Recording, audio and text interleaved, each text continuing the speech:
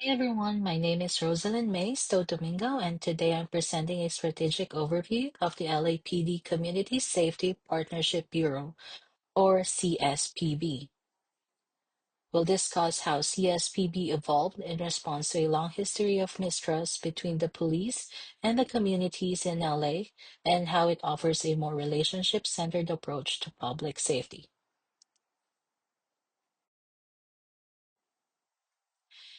The Community Safety Partnership is a program within the LAPD that represents a shift in how policing is done, especially in neighborhoods that have experienced decades of over-policing, gang violence, and broken trust. Historically, public housing communities like Watts and Boyle Heights were heavily policed, often in ways that reinforced fear rather than safety. Many residents experience the LAPD not as protectors, but as aggressors. CSP is built on the idea that public safety starts with relationships. Officers are assigned to specific communities long term, not to patrol and leave, but to build trust, presence, and partnership. CSP is based on four core components: community engagement, in which officers work alongside residents and not above them; youth programming, by providing safe, structured activities to give young people alternatives to gangs or violence; public safety, which is addressing crime but with a focus on prevention and trust; and safe passage, ensuring children can safely get to and from school.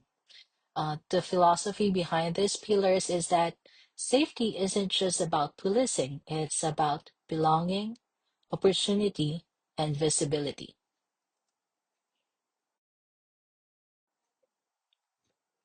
The program started in 2011 as a collaboration between the Housing Authority of the City of LA and the Mayor's Office and the LAPD, launching in four housing developments initially.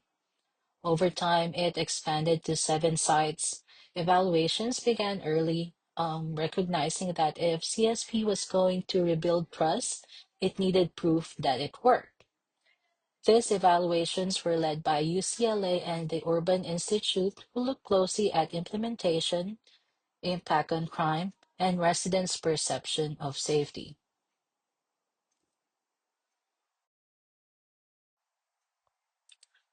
According to the reports in Nickerson Gardens and Jordan Downs, violent crime dropped significantly by over 220 incidents in 6 years. This drop was due to policing. It was tied to the presence of trusted officers and the ability for residents to interact with them outside of emergencies.